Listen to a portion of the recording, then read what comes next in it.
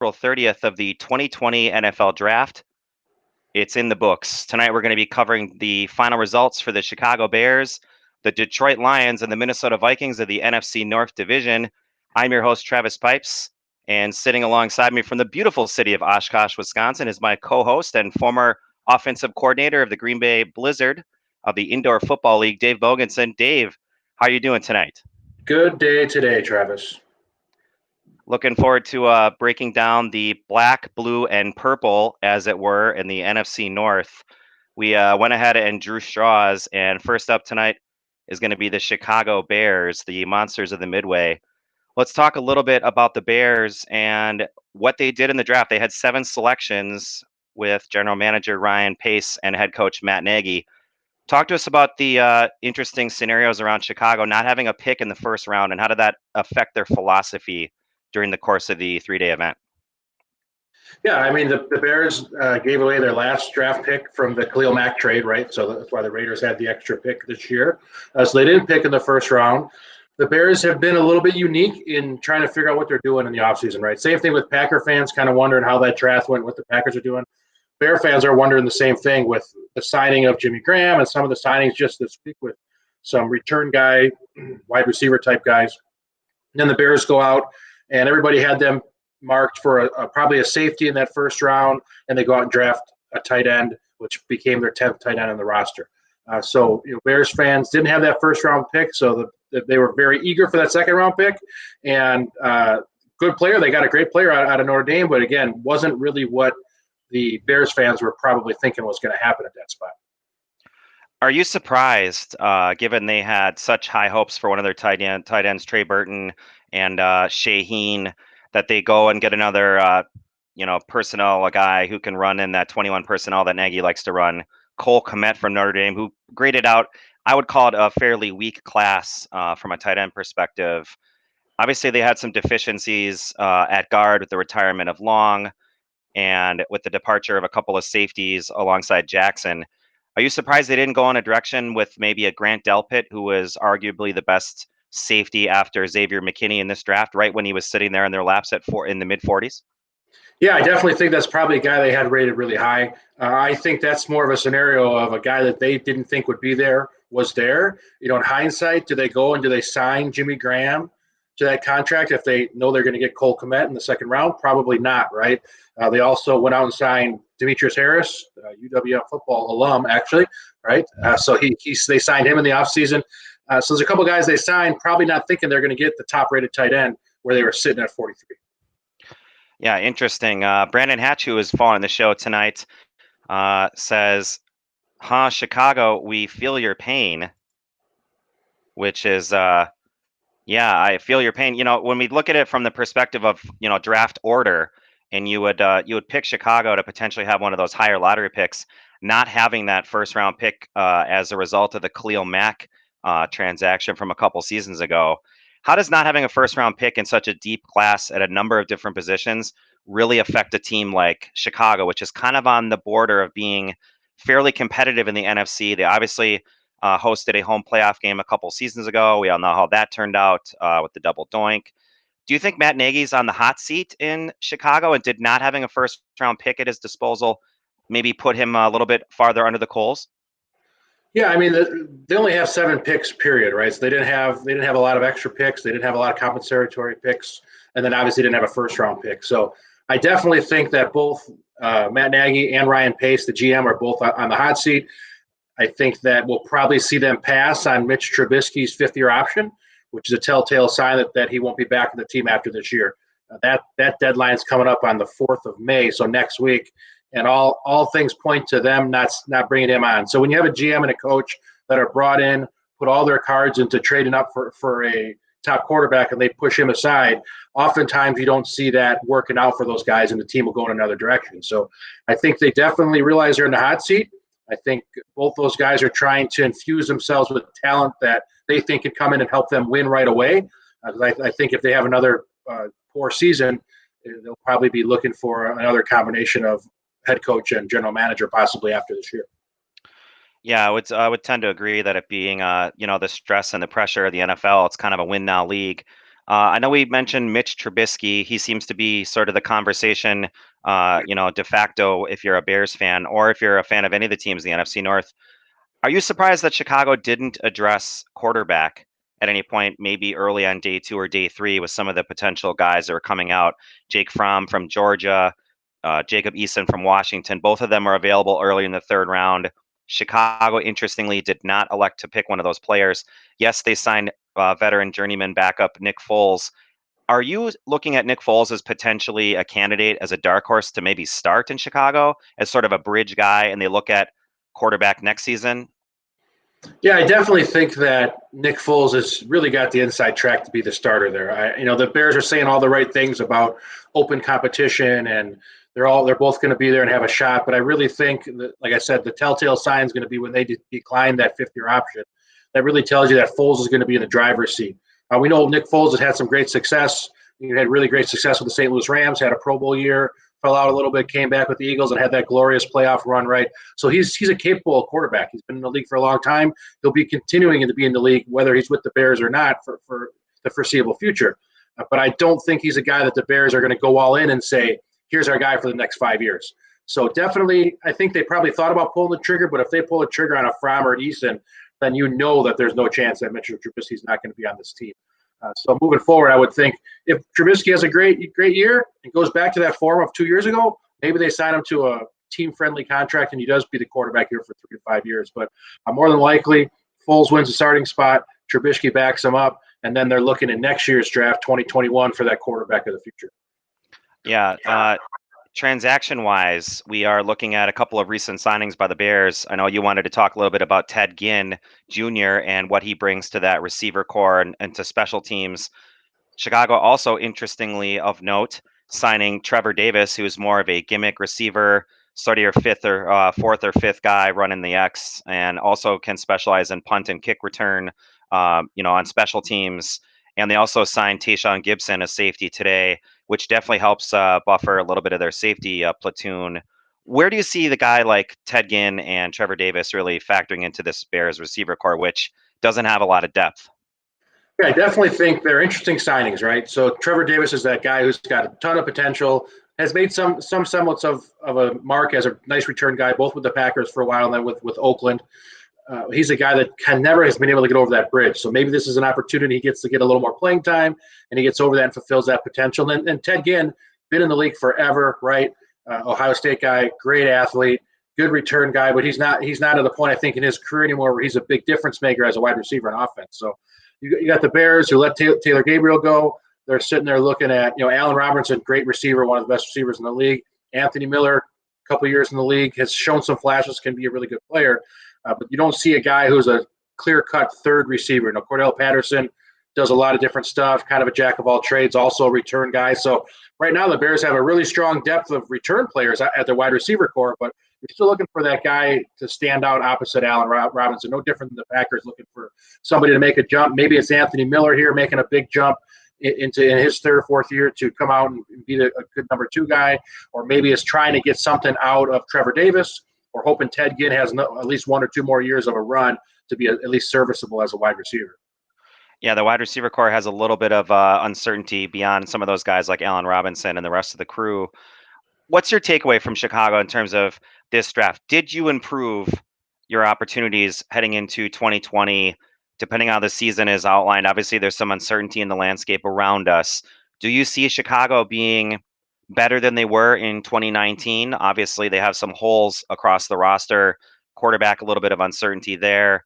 How much are they going to be in a competitive spot to be a playoff team in the NFC, which is a very tough conference? Yeah, I think they're in a tough conference, right, in the NFC. I know Tom Brady now comes to the NFC, and it just makes it even tougher. And this division is a really, really good division in football. So NFC North, a tough division, where I still think the Bears are still trying to figure out what their identity is and what does Matt Nagy want to be. He came in and he was the disciple of Andy Reid, right? He came in and a little trickery, a little gimmicky stuff in the first year, a little bit, people will say smoke and mirrors, and they won a lot of games and hosted a playoff game, right? Last year, Bears fans might think that at times they got too cute, right? And they were too gimmicky, and he was trying to be one and up everybody all the time instead of just running what has helped. I think one thing Bears fans it's a little bit running joke, but Bear fans can be excited about is having the 10 tight ends on the roster, right? It to me that does point to a sign that maybe Nagy's realized what he wants to be, and he's going to be more in those 2 tight end sets and be more versatile that way.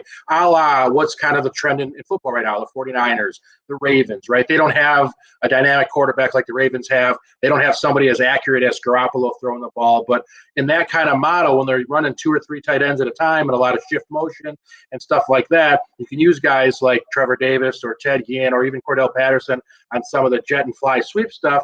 I think that could give them an identity to where their offense can hold their own. And then that defense, if they can continue with that pass rush being what it has been the last couple of years and get some solid play out of the guys in the back end, could be in a position to get back to the playoffs. Yeah, I definitely think Chicago has the opportunity if they can make some of those adjustments defensively. You're always going to be in games when you have Khalil Mack, rushing off the edge.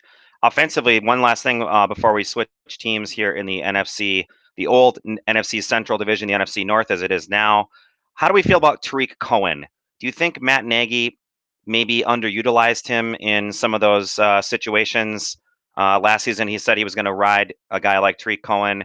Didn't end up working out that way. Part of that is just game script. How do you utilize a guy like Cohen, who is not necessarily going to be an in between the tackles, trap type runner? He's obviously a little bit more effective in space. Is he the secret weapon that's going to bring this offense together for the Bears? Yeah, I think he's a guy. Obviously, his stature. He's not big in stature, right? 5'6", 180, something along those lines. Small school guy, but he's proven to be the kind of athlete that could be dynamic, right? And that's where you get in a position where he really needs to have a coaching staff and a coordinator who's creatively using him. And 2 years ago, when he wasn't the bell cow and he wasn't meant to be the top guy, now they saw Jordan Howard and some of that stuff. He was able to jump in there and take some of those jet sweep and screen passes in some short different plays and give him the ball directed handoffs fewer times and maximize what he can do. Last year, they were kind of trying to figure out who should be the main guy.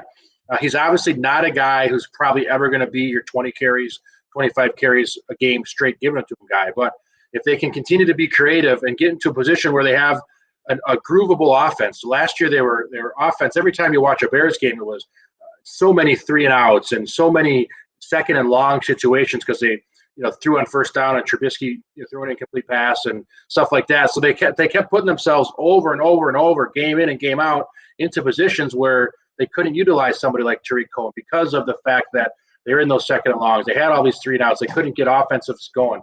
But I think if you look at some of the games they were successful on offense, Tariq Cohen was one of those guys who was in there and played a vital part.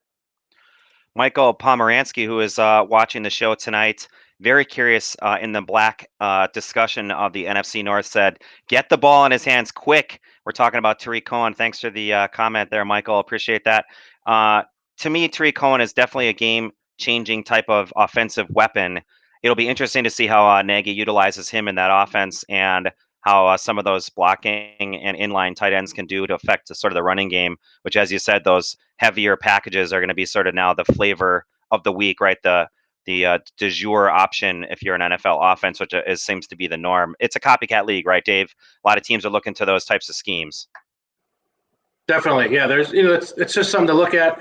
There's teams looking to what's winning right now, right? There was a time and place when certain things are winning. If you go all the way back to 49ers in the 80s, West Coast was winning football. Everybody started running West Coast. Then they started spreading it out. Then it was the West Coast spread hybrid. The teams that have been winning recently are really running that, pounding the football a little bit, running play action, bringing the RPO game that's really prevalent in college, trickled down to high school, now getting into the NFL the last couple of years, and really utilizing that to get to RPOs, run game, play action, and giving quarterbacks easier throws, right? A lot of us who've grown up watching NFL for the last 25 years have been spoiled with some of the great quarterback plays with the Rodgers and the Brees and the Bradys and stuff like that. Those guys and Peyton Manning are not the normal players. Most guys need a little bit extra help. Playing quarterback in the NFL is a really, really hard thing to do, as evidenced by the amount of first-round picks that bomb, right? Mitchell Trubisky, second-round pick, who's struggling in the NFL. But if you can get those guys with a strong running game and play action off that, it allows them to shorten up field, get half-field reads, and makes things a lot easier for quarterbacks, especially young and inexperienced quarterbacks.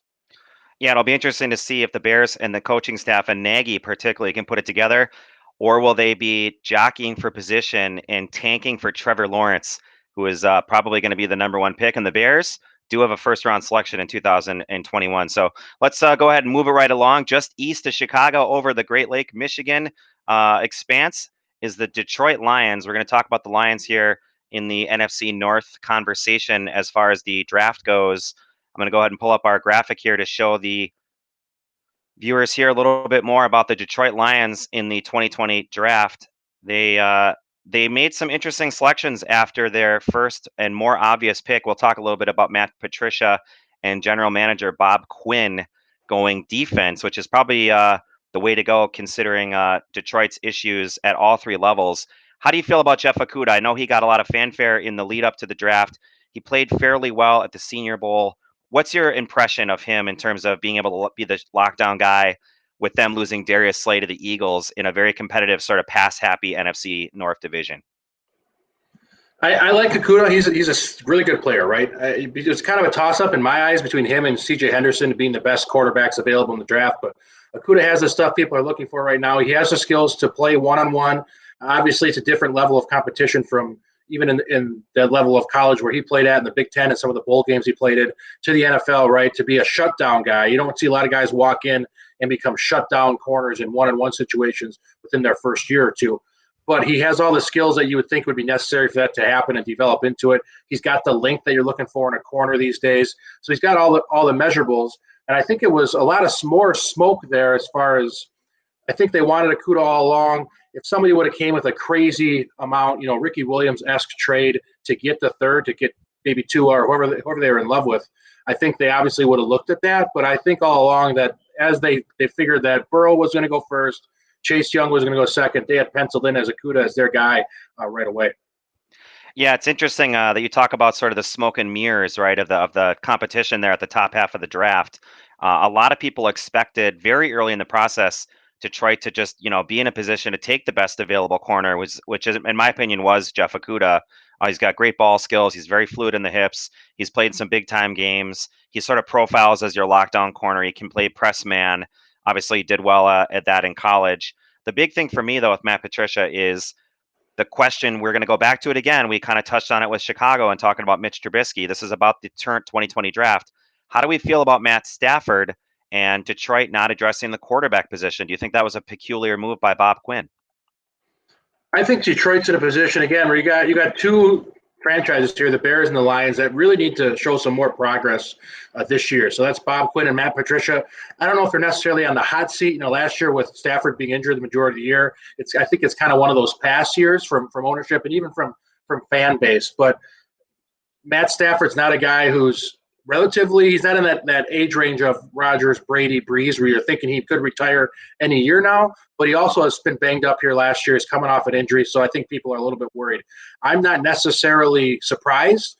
David Blau played okay for them last year when he came in. They did go out and sign Chase Daniels, another quality guy from a backup perspective. So I think they're in a position where they have two guys that could come in and help bridge the gap for a couple of games. Obviously, if Stafford misses the whole year again, they're going to be in issues. But I think that I really think the Lions feel like they're probably in a really good position to make some noise here at least in the NFC North in 2020. So they didn't feel like they were still in that rebuilding mode. They had a couple of guys in their first or second round pick who should be able to come in and contribute right away, at least to some degree. And I think that with Matt Stafford coming back, your dark horse here of a team that you can maybe want to throw some money on to win the NFC North, if it's not one of the regular teams, would be, I think, the Lions. Yeah, Detroit is, when you look at the roster on paper, I mean, they've got great receivers in Marvin Jones, Kenny Galladay. Now they add DeAndre Swift to the mix. How does a guy like DeAndre Swift sort of profile as that heavier, thunder option in the backfield for the Lions? They're obviously going to run a little bit more play action. Stafford's getting a little long in the tooth. Their offensive line has had some issues. Where do you see Swift profiling in terms of him being competitive? I know he's a name guy playing at Georgia. Is he a candidate to potentially lead the Lions backfield in touches? And how do you see him sort of fulfilling that role as a rookie? I definitely think he'll probably, as a rookie, lead them in touches for sure. Kerryon Johnson and Bo Scarborough are kind of like the same back, right? They're both okay in pass game. They're not a guy who really a difference maker in the pass game. Where I think DeAndre Swift is a guy. One of the things that kind of put him on top of people's draft boards over people like Jonathan Taylor and some of the other guys who were in this draft was his ability to create out of the backfield in ways other than just getting handoffs, right? So he's a guy who can go out there and Stafford's looking at him on checkdowns and things like that and swing passes, not necessarily screen passes, but just his ability to create. So if you're looking at touches, I don't necessarily think he's the bell cow for handoffs right away, but he comes down, I think, right away as a third down back for sure, and then he'll work his way in. I think DeAndre Swift is one of those spots where Detroit's sitting there at their second round pick going, oh my God, I can't believe this guy's still there. They didn't necessarily have a huge need for running back, but again, it's a position where if you got a guy who you think could be a game breaker, he's sitting there for you, and you don't really have, for as bad as the record was for the Lions, they don't have a ton of like outstanding super need positions, right? So they were in a spot where they could take the best guy available, and it happened to be one of the best running backs coming out in the draft. Yeah, DeAndre Swift to me is a guy that could potentially be an every down ball carrier depending on where you go. And if you're looking at him in any other draft besides this one in 2020, he could have potentially, arguably been more of a top 15, top 20 guy. Obviously, running backs are the sexier picks. Let's talk a little bit about the Lions' offensive line. Jonah Jackson, who is a little bit of a versatile interior lineman from Ohio State. I know we talk about Chase Young being sort of the name guy in this draft. Where do you see Jonah Jackson profiling in that offensive line that has so many holes for the Lions? Yeah, I think that's one spot where they were looking for some depth and looking to bring in a couple guys who can compete in the interior. Their tackles, they're sitting at an okay spot, right? They have Taylor Decker out there, paid him a lot of money. Right tackle, their quality guy there, paid him some money in free agency, right? So their tackles seem to be all right. They're looking on interior to bring some people into possibly push to start, but at least give them some depth. So bringing in those two guards in the mid round, I think, is going to help push the guys they have and give them the opportunity to be in a position where they can protect Stafford, not have him go down this year. If you are general manager Bob Quinn and you're evaluating the upcoming season, what do you see as your biggest area of need? I know you were able to talk a little bit about the offensive line. We touched on Matt Stafford. We talked about some of the offensive pieces for the Lions. What's your biggest area of need if you're Detroit's general manager in terms of being competitive in the upcoming season? I think if I'm looking at from a general manager of Detroit, I'm looking at my roster based on how they drafted, based on some of the guys they brought in here. I really think Detroit Lions have a really nice roster. I think they're in a position to be in a position to push up in the NFC North. Obviously, a lot of their offense really hinges on Matt Stafford. Maybe DeAndre Swift's a guy who can come in and early and contribute early and help take a little pressure off it. But this is an offense that's all centered around Matt Stafford, and it's a position where he has to succeed, which he has done most often in his career, for them to kind of move forward. I know they did bring in a couple other wide receivers, but they do have a strong base wide receiver core. Marvin Jones, Galladay, two really good receivers. Danny Amendola has been sticking around the league forever because he can do a lot of great things out of the slot. Geronimo Allison, ex-Packers, going to get one more go to see if he can stick in an NFL career. So I think if you're looking at those two guys, from a tight end perspective, they get two quality tight ends. They have, it looks like a mention of Hawkinson. He was a quality tight end coming out of Iowa last year. Good player, probably looking for that big second-year jump. I think he's a guy that will probably help put that offense over the top and give the safety valve. So between Hawkinson and Swift, Stafford could have two nice safety valves to help him work on his checkdowns, not hold the ball so long as he's looking to push it down the field to Jones or Galladay. Yeah, I couldn't agree with you more. Hawkinson is a guy a lot of people had penciled into potentially being a realistic option for the Green Bay Packers, who were looking at Jimmy Graham last year, ended up going to the Lions. Profile is kind of in the similar, big, tall guy, moves up the seam, good inline blocker, he's got good ball skills. He's a nice player, definitely a guy that could build around for the long term. I think somebody coined the term Gronkowski light. Not sure if I believe in that hype yet. It's a little soon. If you're Matt Patricia, how hot is the chair you're sitting on going into 2020? I personally don't think his chair is that hot, right? So you get, when you're looking at national media and stuff, they're always looking for narratives, right? So I think Patricia, because he's kind of a aloof-looking guy with the beard, and his shirt's kind of always duck, and the track record of Belichick coaches hasn't been great up until Bill O'Brien and came through the Romeo Cornells and the Charlie Weisses and going back. Those guys didn't have a lot of success. So you look at a guy like Patricia, if you just look at him, you go, I don't know about this guy. And then there's some stories of players not liking him. But for every story of one player not liking him, you find 5 stories of guys that love him. So I think that's a position where he's very honest with people. He's upfront with people, and I think the ownership and Bob Quinn believe in him. And I think that they look at last year being a little bit of an anomaly. They were very competitive in a lot of games without their starting quarterback, who's one of the best quarterbacks in the league. So I think they kind of take that as a pass, right? Now, if they go out and go, whatever, 7-9 this year, or 6-10, and they have a subpar year or even worse, then maybe he's going to be on the hot seat next year. But I really don't think that this year that he's on the hot seat. I do think they have high expectations for this season, though. Is Matt Stafford a Pro Bowler? Matt Stafford, to me, is a borderline Hall of Famer right now. I think if he's not playing in Detroit, for the market size of Detroit, he's one of those guys that just doesn't get a lot of love nationally. But if you compare his stats of where he's at compared to some of the all-time greats and some of the Hall of Fame guys, it'll blow your mind with his touchdown passes and his yards. The one thing he doesn't have a lot of, unfortunately, playing with the Lions, they haven't had a lot of success. He doesn't have a lot of wins. And in this day and age, right, what do people gravitate towards quarterback success? Super Bowls and big wins in the playoffs, right? He hasn't had a lot of those. But if you look at stats and go across the board, Matt Stafford is on a trajectory to be a Hall of Fame quarterback. All right, we'll throw out one more question about the Motor City and the Detroit Lions. Favorite all-time Detroit Lion not named Barry Sanders? I have my answer. I'm looking for yours. Go. My favorite Detroit Lion not named Barry Sanders, to me, is probably Herman Moore. I was a big Herman Moore fan in the mid-'90s when Scott Mitchell was kind of started that train when backup quarterbacks of Hall of Famers got big contracts, right? Because he was Dan Marino's backup. So he got that big contract with Detroit. But he ended up playing pretty good, and they were chucking the ball over the field there in the Dome in the mid-'90s with Herman Moore. So I was a big Herman Moore fan. Yeah, Wayne Fonts, the head coach in the Yes. Silverdome. Yeah, can't forget about the air attack in the Pontiac Silverdome there in Pontiac, Michigan. I was going to throw the name out, Herman Moore as well, but who doesn't love Charlie Batch? Who doesn't love Charlie Batch? Yeah. Had a nice career there, sort of as a journeyman backup. So we're going to go ahead and talk a little bit more about the NFC North Division. You are watching Double Coverage Radio on Facebook. I'm your host, Travis Pipes. Sitting alongside me up in Oshkosh, Wisconsin, is Dave Mogensen.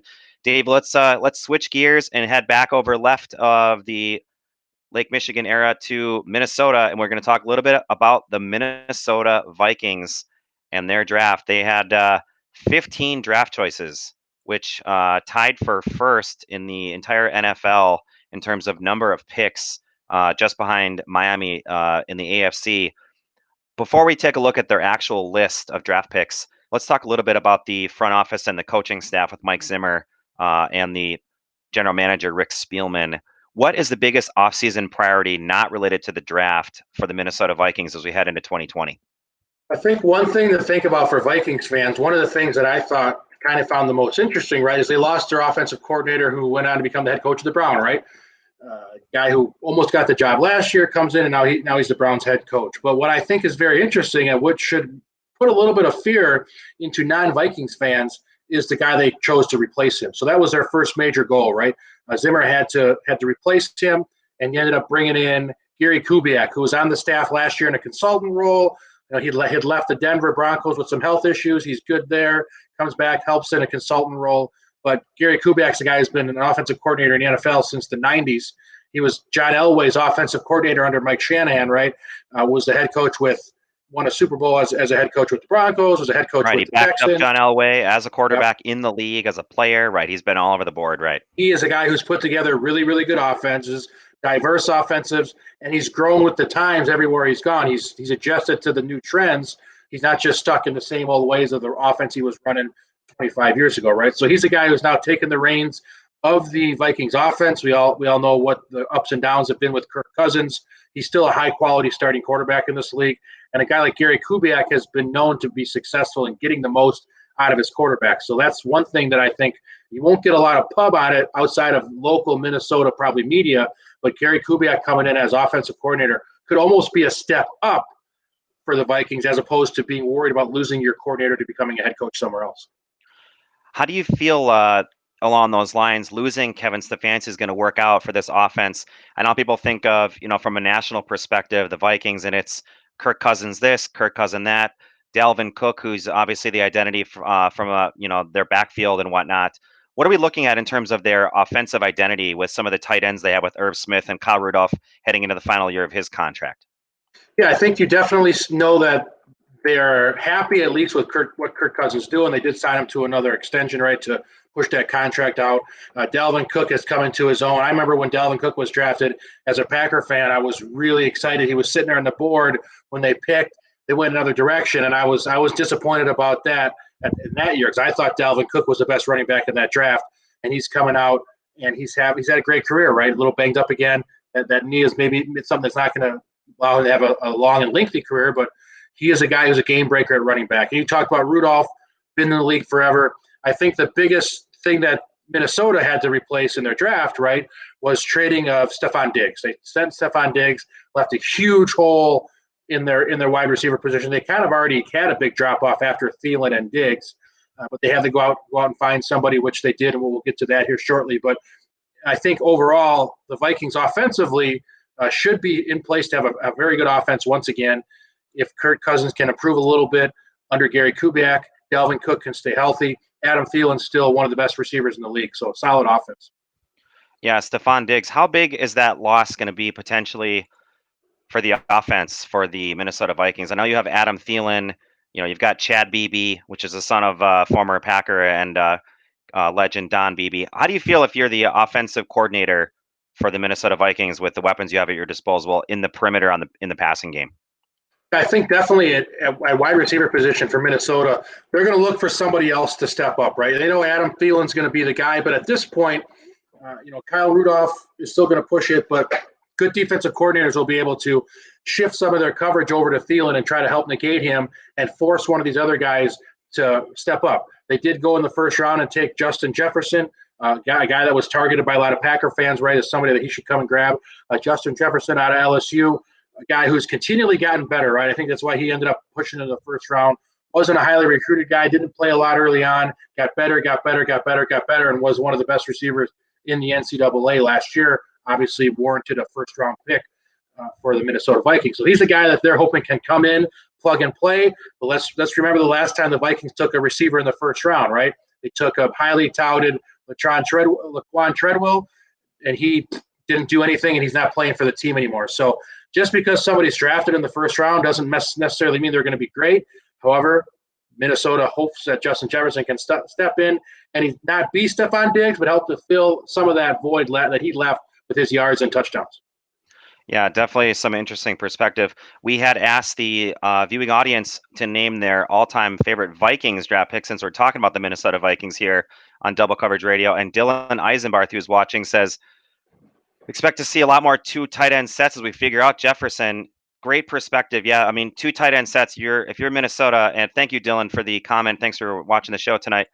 If you're the offensive coordinator for the Minnesota Vikings and you are going to utilize a guy like Kyle Rudolph and Irv Smith, how does that affect some of the opportunities they're going to have in the screen game? Obviously, Dalvin Cook, he's more effective in the pass game. He's improved as a pass blocker. Can he stay on the field?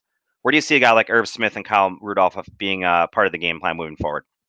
Yeah, I think Irv Smith is an unheralded guy. He's a very good tight end. Obviously, he's not at the level of Kyle Rudolph. But if you're looking at some of the things that Gary Kubiak has done at other stops, he's been a big proponent of two tight end single back formations, right? So he's got a guy, whether they're one guy in motion or both just inline tight ends, he will more than likely utilize a lot of two tight end sets. And as we mentioned here, it may be out of necessity early on as they try to figure out who's the other wide receiver threats, right? If they're not, I don't foresee them being a ton of two running back sets and a lot of fullback sets. They got CJ Ham as a fullback, solid fullback, but they're not going to live and die in that. So instead of having that third wideout, they may not know who is that guy going to be at this moment. They do know they got Kyle Rudolph, who's a Pro Bowl level tight end, and Irv Smith, who's another high quality tight end who started in this league before. And those two guys running that one back set with Dalvin Cook. We had also asked the fans here watching the show tonight who their favorite Vikings pick was. Apologize, didn't get that graphic up now. We're going to go ahead and bring Dylan back up. And his favorite all-time pick is going to be Chad Greenway, hard-nosed linebacker. And little known fact, cocktail knowledge here, trivia hour, 9-man football in high school. So obviously a versatile guy. If we remember Chad Greenway here playing in the division for a number of years. And Brandon Hatch also said his favorite Minnesota pick. Obviously, we could have done that with our blindfold on. Randy Moss. Thanks, Brandon, for the comment. Let's talk a little bit about the draft and how it worked out for the Minnesota Vikings in rounds 2, 3, 4, and 5. Ezra Cleveland. I know we talked about him on our pre-draft show early last week, and potentially as a guy that could have been picked up by the Green Bay Packers at some point. How does he profile as a pretty versatile lineman coming out of Boise State for the Vikings?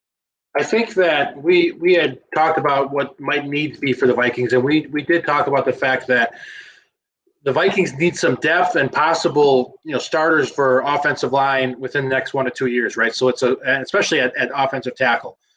So Ezra Cleveland's a guy who could come in and push to be that starter at right tackle right away. He was guys who had, depending on who you saw, he had first to third round grades. They were able to snag him in the second round. And I think he's a guy that fills a big void for them, mostly in depth, with the opportunity to possibly push for that starting job at right tackle.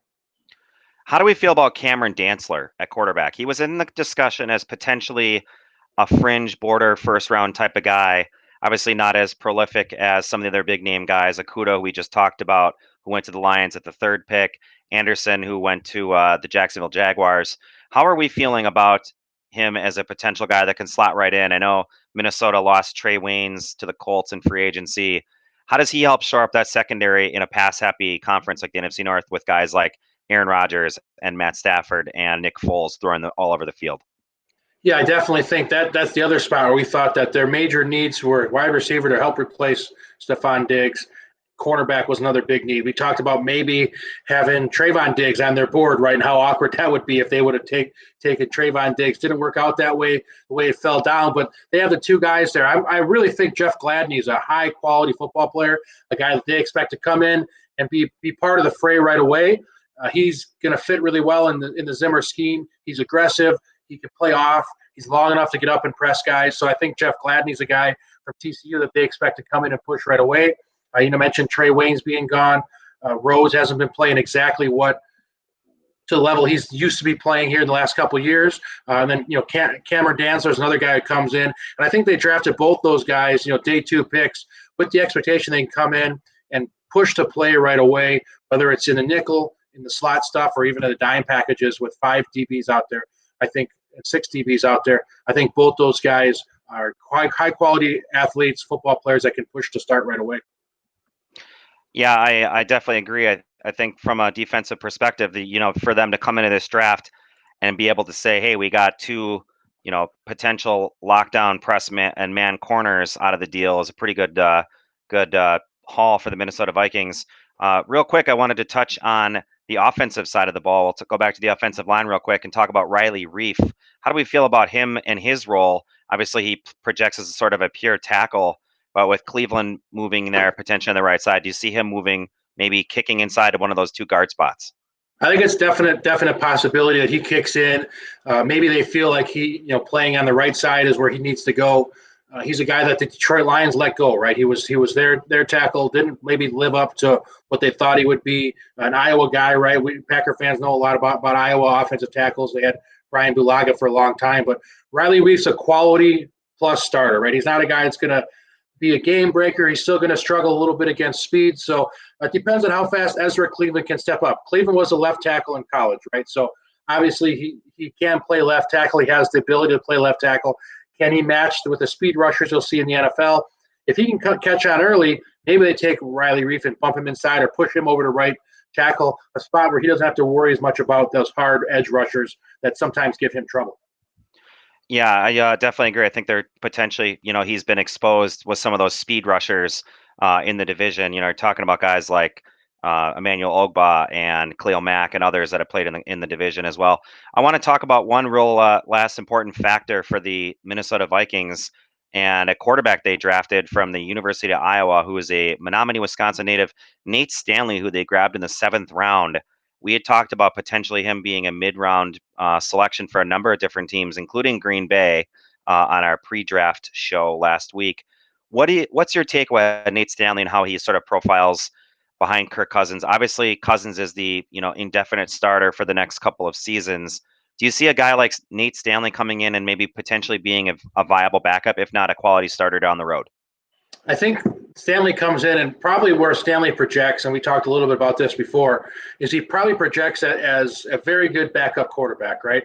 He's got a big arm, he's got a strong arm. He's a big guy, 6'5", 6'6" kind of guy, a big strong arm.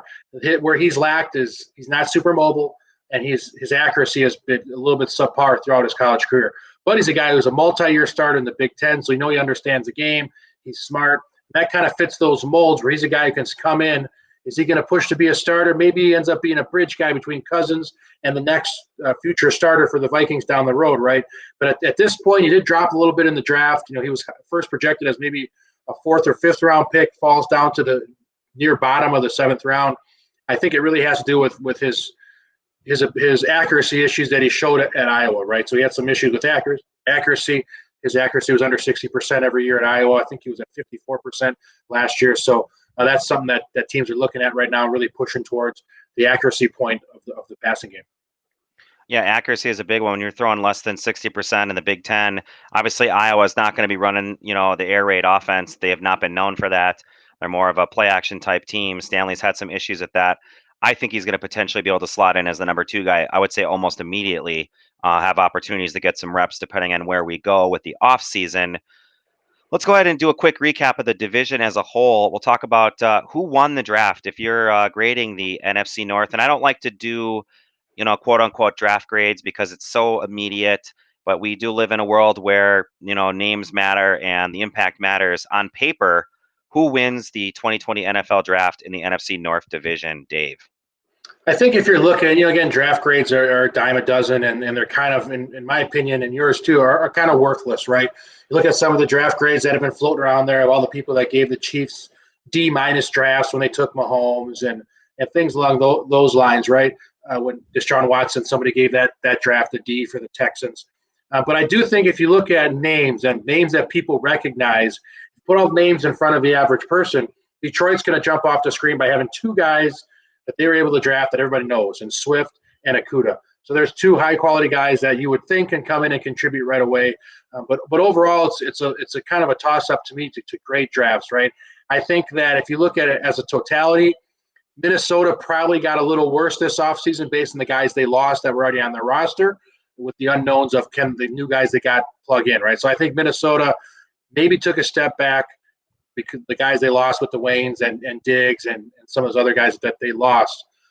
You look at Detroit, I think Detroit got better just because they get Stafford back, in addition to some of the guys they got from the draft. And I think the Bears, from a draft perspective, again, they're still trying to find their identity. I think they got a couple pieces that could be good. It doesn't look like their beginning of their offseason meshed with what their draft looked like, right? So kind of similar to Packer fans where you're looking at what are we trying to build here. So from a perspective of who won the draft out of these 3 teams, probably Detroit Lions. Yeah, I would agree with you. I think Detroit is going to get the most bang for their buck. Obviously, we talk about the name players, Okudah and Swift. They obviously addressed a couple of their important positions as they headed into the 3-day event. Dave, it's been great recapping the 2020 NFL Draft for the NFC North Division for the Bears, the Lions, and the Vikings. Any final thoughts before we wrap up the show tonight? We're going to be checking back into the Facebook page for anybody that wants to give us a follow, a like, and a share. We'll be talking about all sorts of football from the preps to the pros. We'll be talking about college football and some opportunities in the Big Ten, depending on if the season happens. And Dave, do you have any perspective on NFC North football, anything NFL in general? Where are we heading after this? The schedule release is coming up. Do we think that's going to happen? What's your big question heading into the next couple weeks of what should be mini camps and OTAs? Yeah, I think we're just living in this world of unknown right now. So I did read some articles that they may push back the schedule release. They're still trying to see what's going to happen with the NCAA. So I think we're still kind of living in this world of unknowns with the virus and things that are going around. So the next part is going to be a little bit antsy for all of us to see. Hey, there's no OTAs. There's no 3-day rookie minicamp coming up this weekend, right? That people are always really excited about and see the guys that go there and the guys that get picked up.